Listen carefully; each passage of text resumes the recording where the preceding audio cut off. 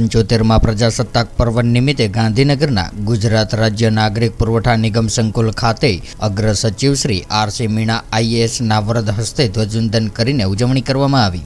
દેશના 75માં પ્રજાસત્તાક પર્વ નિમિત્તે ગુજરાત સહિત સમગ્ર દેશમાં ધ્વજવંદન સાથે ભારે હર્ષોલ્લાસથી ઉજવણી કરવામાં આવી રહી છે। ત્યારે ગુજરાત રાજ્ય નાગરિક પુરવઠા નિગમ ગાંધીનગર ખાતે અન્ન અને ગ્રાહક બાબતોના વિભાગના અગ્ર સચિવ તેમજ ગુજરાત રાજ્ય નાગરિક પુરવઠા નિગમ લિમિટેડના ચેરમેન આર.સી. મીણા આઈએએસના વરદ હસ્તે નિગમ સંકુલ ખાતે ધ્વજવંદન કરવામાં આવ્યું હતું અને સમૂહ રાષ્ટ્રગાન સાથે ભારતની આન બાન અને શાન સમા તિરંગાને સલામી આપવામાં આવી હતી। આ અવસરે ગુજરાત રાજ્ય નાગરિક પુરવઠા નિગમ લિમિટેડના managing director Tushar Dhadakiya, IAS executive director Sushri Devangiben Desai, general manager Shri B R. Sagar તથા પી.બી. ખરચલિયા, કંપની સચિવ શ્રીમતી મોનિકાબેન પંડ્યા, મેનેજર એસ.બી. દેશમુખ, કાર્યપાલ ઇજનેર એચ.બી. ચાવડા સહિત નિગમના અધિકારીશ્રીઓ તથા કર્મચારીઓ ઉપસ્થિત રહ્યા હતા। ધ્વજવંદન બાદ આયોજિત આજના સાંસ્કૃતિક કાર્યક્રમની શરૂઆત કંપની સચિવ શ્રીમતી મોનિકાબેન પંડ્યા દ્વારા દેશભક્તિના ગીતથી કરવામાં આવી હતી। ત્યારબાદ નિગમના અધિકારીઓ દ્વારા મહાનુભાવોનું પુષ્પગુચ્છ દ્વારા ઉષ્માભર્યું સ્વાગત કરવામાં આવ્યું હતું। આ પ્રસંગે અગ્ર સચિવ શ્રી આર.સી. મીણાએ ગણતંત્ર દિવસની સૌ કોઈને શુભકામનાઓ પાઠવતા પોતાના પ્રાસંગિક પ્રવચનમાં દેશની આઝાદી માટે પોતાના જીવનનું બલિદાન આપનાર શહીદો તથા સ્વાતંત્ર્ય સેનાનીઓને યાદ કરીને દેશની આઝાદીનું જતન કરવા તેમજ આગામી સમયમાં ભારત દેશને વિકસિત રાષ્ટ્ર બનાવવા માટે પોતાનું શ્રેષ્ઠ યોગદાન આપવા માટે નિગમના અધિકારીઓ તથા કર્મચારીઓને આહ્વાન કર્યું હતું। આજના પ્રજાસત્તાક પર્વ નિમિત્તે સેક્ટર 8ની સરકારી પ્રાથમિક શાળાના બાળકો દ્વારા રંગારંગ સાંસ્કૃતિક કાર્યક્રમ રજૂ કરવામાં આવ્યો હતો તેમજ સુમધુર સંગીતના તાલે કલાકારો સાથે નિગમના કર્મચારીઓ પ્રજ્ઞેશ વ્યાસ, ધર્મેશ પટેલ દ્વારા દેશભક્તિના ગીતોની રમઝટ બોલાવતા સમગ્ર વાતાવરણ દેશભક્તિના રંગે રંગી જવા પામ્યું હતું। આજના પર્વ નિમિત્તે અગ્ર સચિવ શ્રી તેમજ મહાનુભાવો દ્વારા નિગમ સંકુલ ખાતે વૃક્ષારોપણ કરવામાં આવ્યું હતું અને ગણતંત્ર દિવસ નિમિત્તે નિગમ સંકુલને રંગબેરંગી ફૂલો, ફુગ્ગાઓ તેમજ રોશનીથી શણગારવામાં આવ્યું હતું। પ્રજ્ઞેશ વ્યાસ દ્વારા નિગમના કર્મચારીઓના સહયોગથી સમગ્ર કાર્યક્રમનું સુંદર સંચાલન કરવામાં આવ્યું હતું। યાદ કરીએ આઝાદીના લડવૈયાઓને જેને ખૂબ લડાઈ લડી દેશ માટે આઝાદી પ્રાપ્ત કરી। આ બધાને ખ્યાલ હશે કે આપણા દેશનો એક લાંબો ઇતિહાસ રહ્યો છે। કદાચ આખા વિશ્વમાં એટલી મોટી આઝાદીની લડાઈ કદાચ કોઈ દેશને લડી હશે।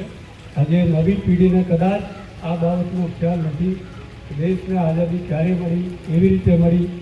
આ બધાને થોડોક યાદ દિલાવું મેં કે 1857ની જો પહેલી આઝાદીની ક્રાંતિ થઈ અને પછી અમારા લોકો કેટલા લડા, કેટલા અમારા પૂર્વજોને લડાઈ લડી, કદાચ આપણે ખ્યાલ ના હોય પણ આપણે જોવો જોઈએ।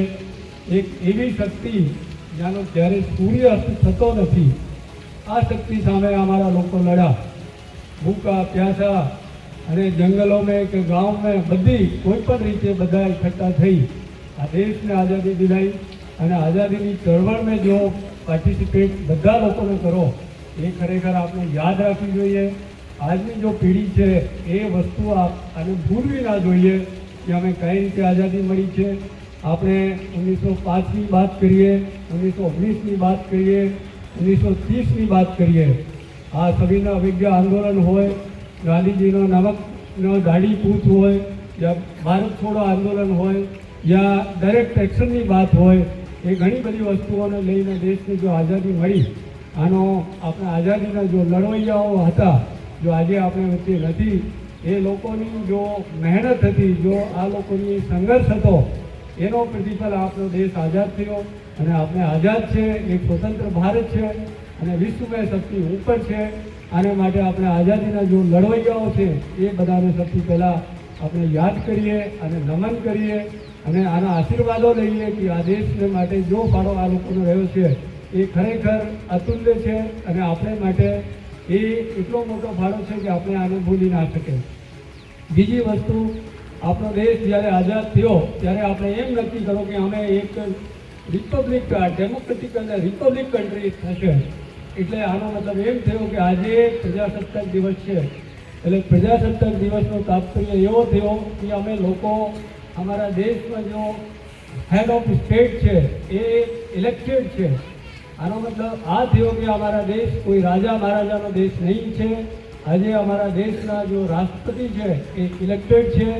ઘણા બધા લોકતાંત્રિક દેશો આજે પણ રિપબ્લિક નથી.